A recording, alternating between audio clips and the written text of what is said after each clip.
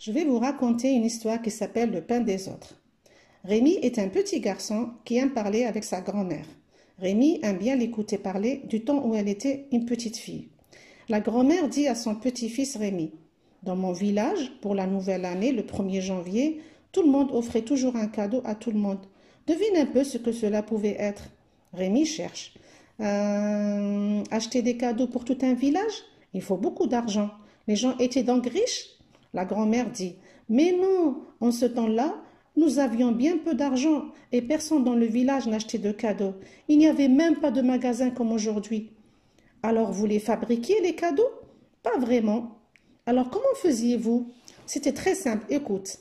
Autrefois, chaque famille faisait son pain. Il n'y avait pas d'eau courante dans les maisons. Alors on allait en chercher à la fontaine sur la place du village. Et le 1er janvier, tôt le matin, à peine la nuit finie, la première personne qui sortait de chez elle posait un pain frais sur le rebord de la fontaine, pendant que sa cruche se remplissait d'eau. Celle qui arrivait après prenait le pain et en déposait un autre à la place pour la suivante, et ainsi de suite. Comme cela, dans chaque maison, on mangeait un pain offert par quelqu'un d'autre. On ne savait pas toujours par qui, mais je t'assure que le pain nous semblait bien bon, parce que c'était comme un cadeau de l'amitié. Les gens qui étaient fâchés pensaient qu'ils mangeaient peut-être le pain de leur ennemi, et c'était un peu comme une réconciliation. Durant quelques jours, cette histoire a trotté dans la tête de Rémi. Un matin, Rémi eut une idée. Il a glissé dans sa poche une tranche de pain de campagne. C'est le pain qu'on mange dans la maison de Rémi. Et à l'école, juste avant la récréation, Rémi a posé le pain bien en vue sur le bureau de Philippe, son voisin. Philippe a toujours faim et il répète sans cesse à Rémi: Ah, ce que j'ai faim, mon vieux, ce que j'ai faim, je mangerai bien un petit quelque chose. Quand Philippe a vu la tranche de pain, quelle bonne surprise! Il savait bien qu'il la lui avait donnée, mais il a fait semblant de rien savoir. À la récréation, tout content, il a mangé le pain sans rien dire à Rémi. Mais le lendemain, qu'a trouvé Rémi sur la table, juste avant la récréation?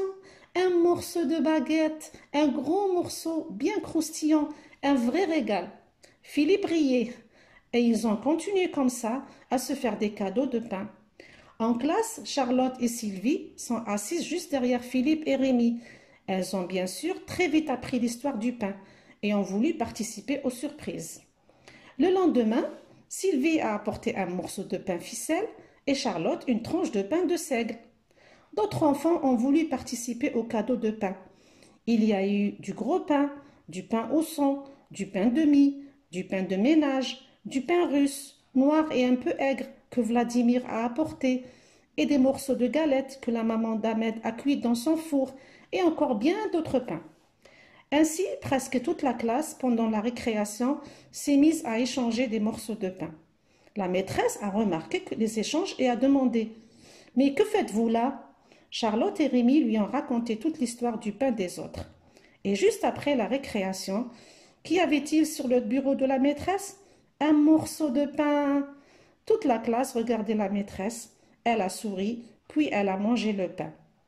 Ah, quelle belle chaîne de solidarité! À bientôt!